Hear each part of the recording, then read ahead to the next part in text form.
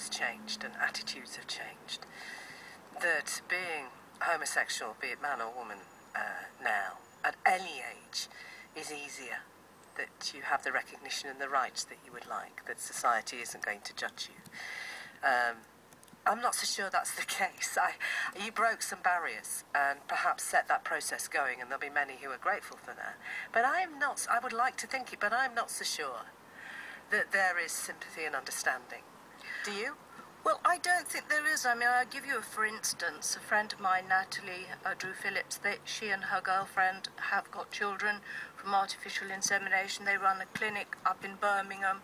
And they did a broadcast a couple of weeks ago where it was forethought, after the Jon Snow programme, and they came on and they brought their children on, and you couldn't get a more loving couple, and they're very, very helpful with their clinic for insemination for lesbians. And the vitriol and the hatred and the comments that came after that programme show, well, have we really gone further or far enough? Why do you think there is hatred? What do you see in that hatred? Because you've seen it all your life. You've never shied away from controversy and what is not the norm. Why do people hate them? Because anything that is outside their bubble, anything that is outside, if you like, a person who calls themselves normal, what they want is they want to clothe themselves in normality because they want certain rules that give them what they call standards, and anything outside that frightens them. We represent fear. We represent things that they have contained often about themselves, which is the most frightening thing for them, to have to recognise perhaps things in themselves that they thought they hadn't got, or that they had contained. Will there be a time, maybe in another generation, maybe in two, where your sexuality is irrelevant, but family is key? Can you see that? I would say that there's a lot of difficulties, because it isn't just in this country.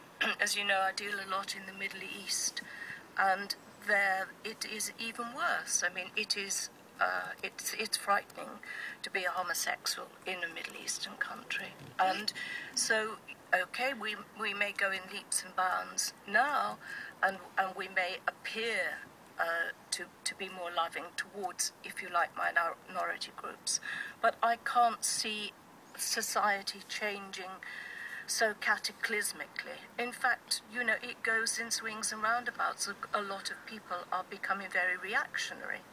And particularly in America, there's this huge threat from the Tea Party where they think that people like myself should be, well, if I was a male, I'd be castrated. If I was a woman, I don't know quite what the opposite of castration is, but whatever it is, I'm sure it's painful. You wouldn't be a mother, let's put it like that. I wouldn't. Yeah. Do you view yourself as a pioneer, and either in your sexuality, your circumstances surrounding being a parent, your openness to sex, and golly, there's an interest in that with 50 Shades of Grey. I mean, I look at that and I think, dear me, there's something going on there, which is interesting. Are you a pioneer? I like to think I'm a pioneer in the truth. I like to think that I would like that people understand you don't have to be ashamed of what you are. So if that's being a pioneer, yes, I'd like to think that. But it's basically around the truth and being truthful about yourself, and more importantly, devoting enough time to yourself to know yourself. If you don't know yourself, if you don't understand yourself, how on earth can you understand anybody else? When you look at young, radical feminists, campaigners, lesbians, I mean, there are whole cultures now. Those who stand up, change the law, make statements, press the buttons, put two fingers up or not. Do you envy them? Do they have more than you ever had? Did they have the voice that you never had? No, I don't envy them. I feel that, if anything, I have given them, people like me, have given them a legacy. but I don't envy them. I just think that, you know, we're all part of a learning curve, and that was part and parcel of my learning curve. I'm now in my 60s, and the only thing I slightly envy them for is their vitality and youth. Are you happy? Yes, I am happy. I am incredibly happy. I'm unhappy about the world. I'm unhappy in with the human rights work that I do. I'm incredibly unhappy about that. I'm incredibly unhappy about the situation worldwide, because I see that there is so much to worry about. But when the light goes off at night and you're in your bed, you're a happy woman, are you? When the light goes off at night, I am a happy woman because I feel that I've achieved something in my life. Janis Hetherington, thank you for being one-on-one. The book is Love Lies Bleeding, Memoirs of a Sexual Revolutionary. That will be out soon, published here in Leeds. Final choice of music is Roberta Flack, and The First Time Ever I Saw Your Face. Why did you want this? Love, pure and simple. Falling in love and just seeing somebody that you want to wake up to in the morning, feeling her next to you, knowing the scent of her and just wanting her embrace, and feeling that your love is something that will never die. Janis, thank you for being here.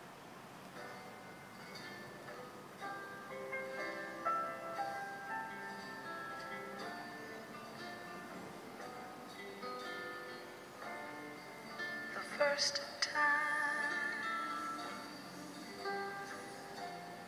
ever I saw your face,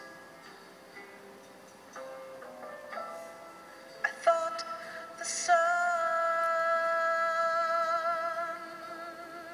rose in your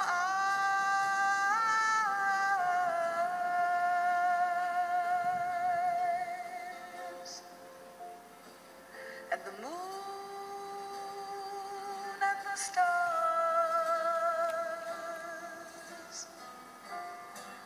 were the gifts you gave to the dark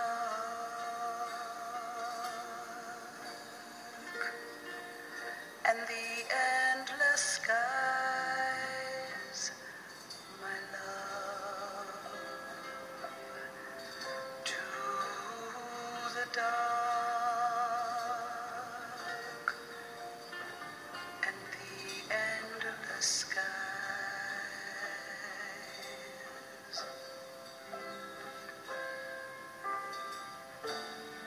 And the first time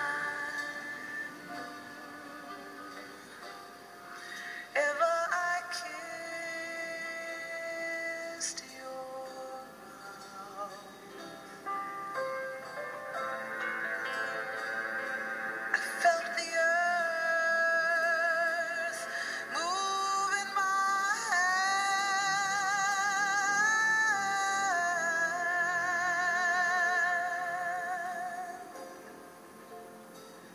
like the trembling heart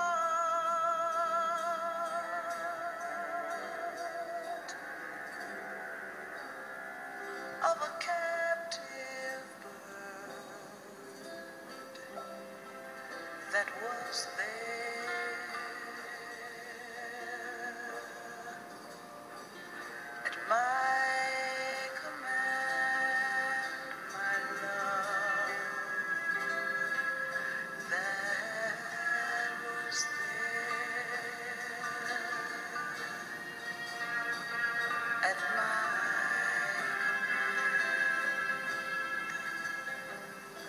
love. And the first time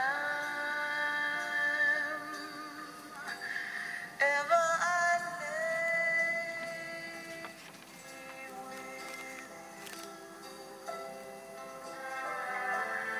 I felt your heart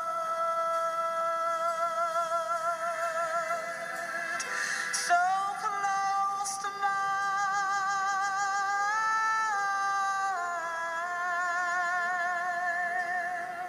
and I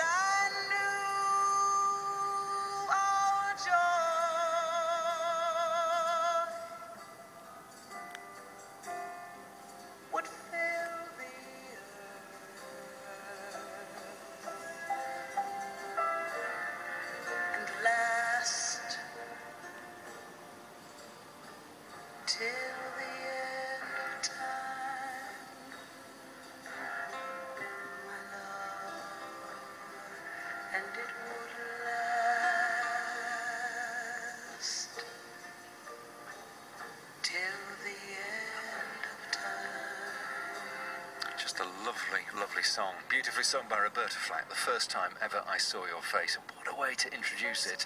Final musical choice of the extraordinary Janis Hetherington. Quite a story. One-on-one with Liz Green today. One-on-one tomorrow from